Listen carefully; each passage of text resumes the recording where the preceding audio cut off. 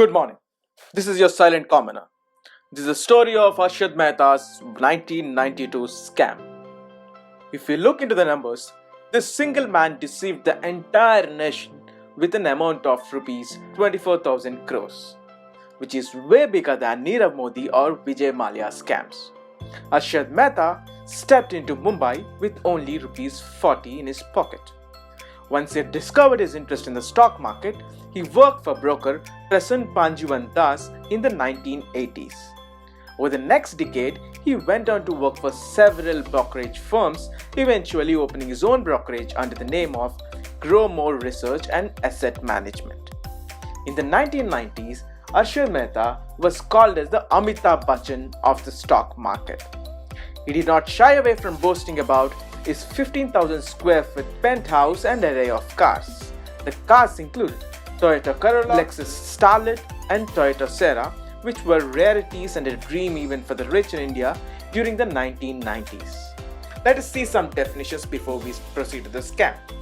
The year 1991 marks the year of liberalization of the Indian economy. The banks are required to maintain a certain threshold of government fixed interest bonds. The government issued bonds with the aim of developing the infrastructure of the country.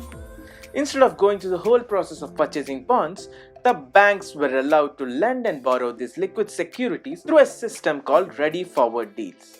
An RFD is a secured short-term loan valid for 15 days from one bank to another. Instead of actually transferring the bonds, the banks would transfer something called bank receipts. Brokers in the market play the role of intermediaries between two banks in the RFD system. Let us see what is Harshad's role in this scam. Harshad Mehta managed to convince the banks to have the checks drawn in his name. He would then manage to transfer the money deposited in his account into the stock markets. What Harshad Mehta did here was that when a bank would request his securities or cash back, he would rope in a third bank and eventually a fourth bank, so on and so forth. Instead of having just two banks involved, there were now multiple banks all connected by a web of RF deals. He would use the money from the bank, which was temporarily in his account for 15 days, to hike up the demand of certain shares. For example, the price of ACC stock rose from rupees 200 to nearly rupees 9,000 in a span of just 2 months.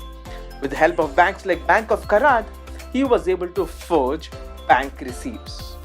Now let us see, how did he get caught? Journalist Sucheta Dalal exposed a scam on 23rd April 1992 in the columns of Times of India. Less than 2 months after the scam was exposed, the stock market had already lost ₹1 trillion. The RBI created a committee to investigate the matter. The committee was called the Janaki Raman Committee. As per the Janaki Raman Committee report, the scam was of the magnitude of rupees 4,024 crores. A number of bankers were convicted. It also led to the suicide of the chairman of Vijaya Bank.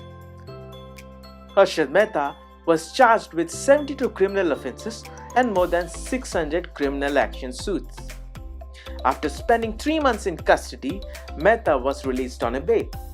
In addition to this, the IT department claimed an income tax owed to them rupees 11,174 crores. In September 1999, the Mumbai High Court convicted him and sentenced him to 5 years of imprisonment. Mehta died while in criminal custody after suffering from cardiac arrest in Thane prison on 31st December at the age of 48. That's all, friends. Thanks for watching. This is your silent commoner signing off. Please like, share and subscribe.